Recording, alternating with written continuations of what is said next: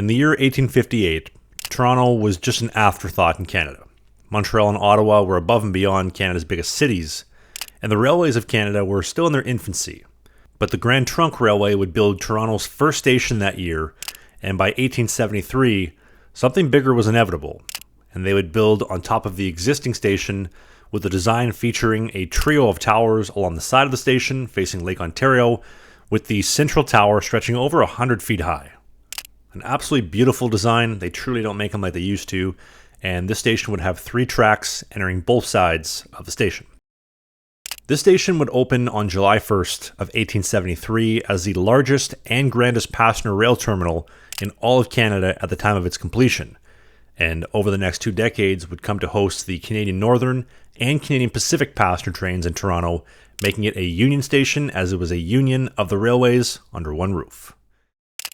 By 1899, with 3 railways sharing the station and over 100 trains departing the station daily, it was clear that Toronto needed something bigger. And in April of 1905, the Canadian Pacific and Grand Trunk would agree to construct a brand new Union Station together.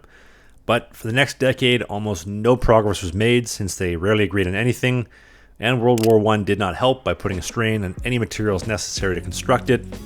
Grand Trunk went bankrupt in 1920 after basically every railway in Canada except the Canadian Pacific would dissolve into a newly formed Canadian National Railways, and now with a more cooperative partner in CN, the Canadian Pacific took charge, ensuring the station's completion.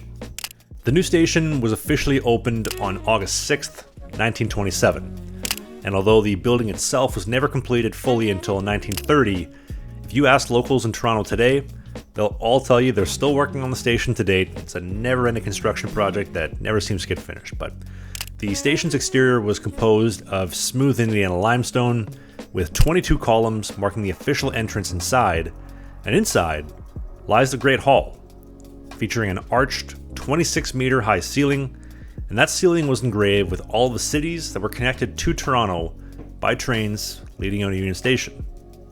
Now, that old Grand Trunk Union Station saw its final train depart in 1927 and would finally meet the wrecking ball in 1934.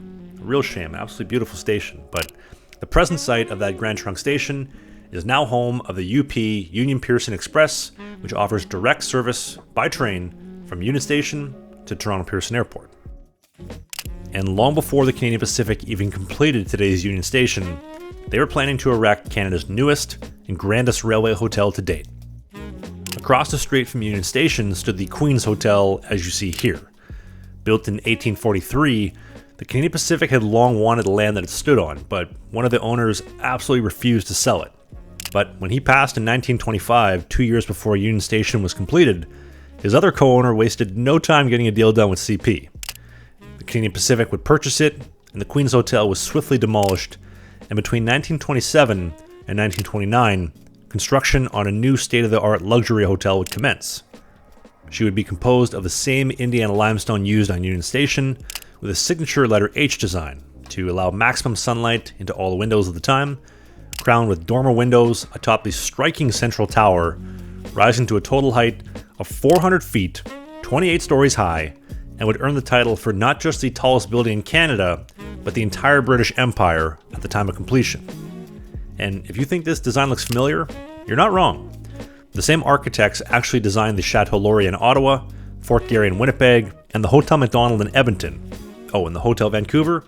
Well, let's just say that some creative borrowing may have taken place during the design process, because when you compare Toronto's and Vancouver's railway hotels, built by 2 different railways, 2 different architects, let me know what you think in the comment section below. Somebody definitely got inspired by somebody. On June 11th of 1929, the hotel would complete and be named the Royal York, named after the town of York, just outside of where the hotel was built, and she would open her doors to the public, boasting over 1,000 guest rooms, Toronto's first indoor swimming pool, and would complete at a modest cost of $16 million. And upon opening, things looked pretty bright for the Canadian Pacific and their new hotel.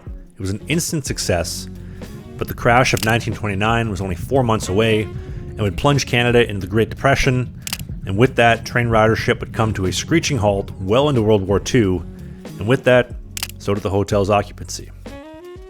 But following World War II, ridership actually rebounded, and Union Station was seeing upwards of 100 trains arriving and departing every day. And only a few years later, in 1955, when the Canadian Pacific debuted what would soon become Canada's most famous train, the Canadian, a stainless steel streamliner with scenic viewing domes atop the train, like you see here, leaving the Royal York in the distance. Her debut in April of 1955 would spark ridership even further, and in 1957, the hotel would begin an expansion, adding a third wing, pushing its capacity to over 1,400 rooms, and it would complete 2 years later, in 1959. But following the completion of the Trans-Canada Highway 3 years later in 1962, now meant that you could drive coast to coast across Canada without ever needing a train. And by the 1970s, demolishing Union Station was actually a real topic of conversation. But in 1975, the city would declare the station a National Historic Site, which would then protect it from any future demolition. And the decade that followed would actually see the Royal York undergo a massive renovation, including the cleaning of the facade.